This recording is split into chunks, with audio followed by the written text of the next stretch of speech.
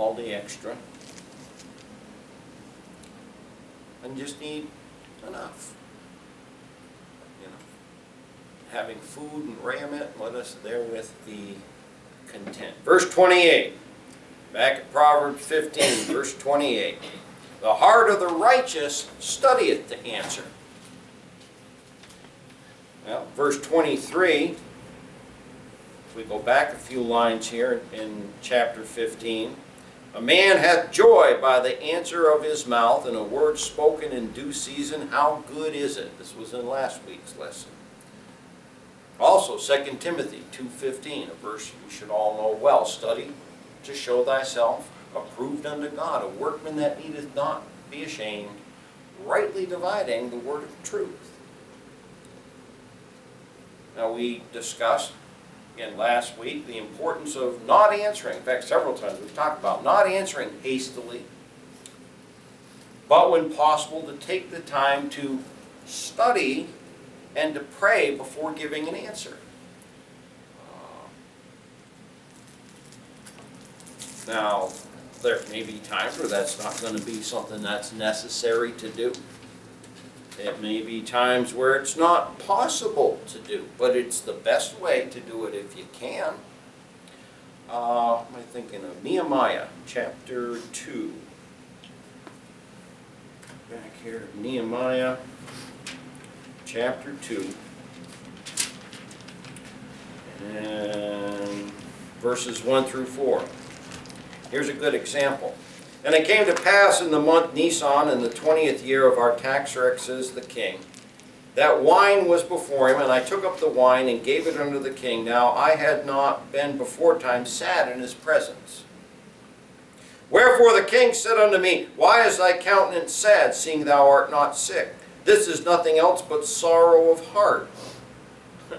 Then I was very sore afraid.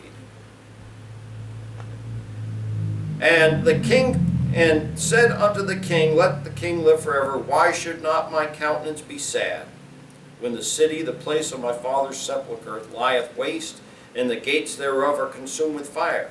Then the king said unto me, For what dost thou make request? So I prayed to God, to the God of heaven. Okay, well, he didn't say, Hang on, king. All right, I need to go pray here before I give you an answer.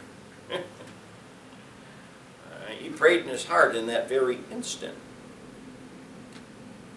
Okay.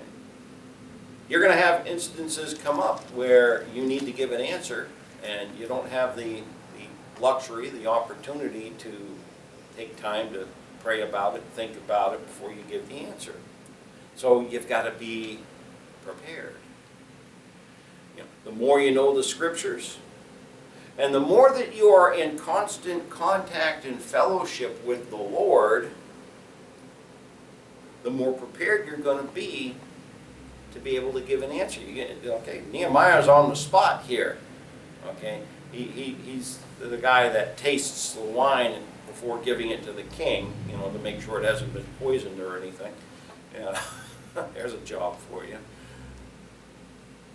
You know, and Artaxerxes noticed that, you know, you look depressed fellow. What's wrong? You know, and here, you know, he's, you know, the emperor of the Persian Empire.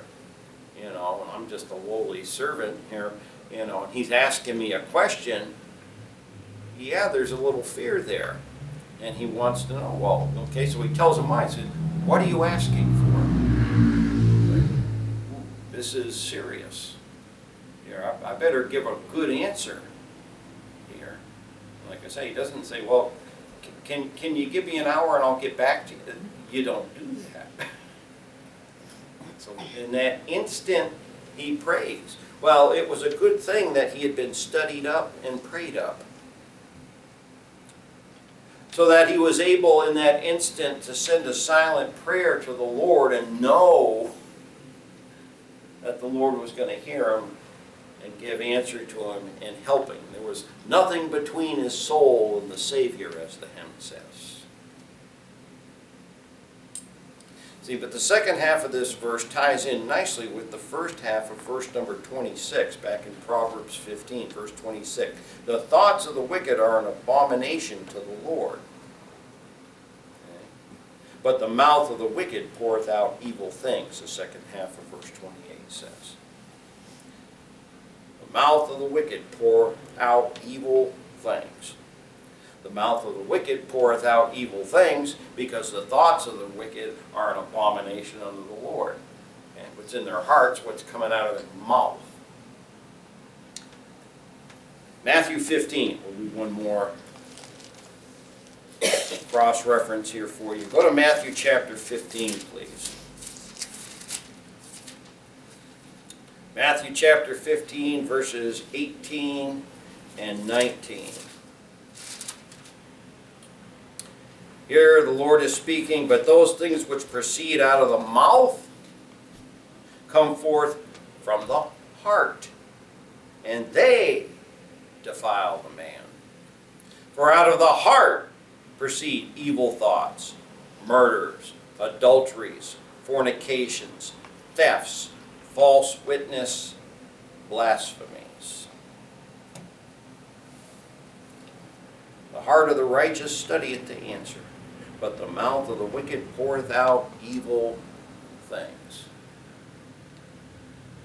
Now, I found a lot of times trying to be a witness to folks, talk to folks about the Lord and stuff, you know. And with some people, their instant response is vulgarities, nastiness. You know, it's just, that's what's there in their heart. You know, they can't even give you a civil, you know, that's okay, thank you, I'm not interested, you know. They just automatically have to be vulgar, vile. They don't have to study to do that either. That's just who and what they are. That is humanity at its highest. All right, we're going to stop there for this morning. Does anybody have any questions for me out of what we've just looked at? Any of the cross-references that you'd like me to repeat for you? All right, we'll go ahead and stop there then.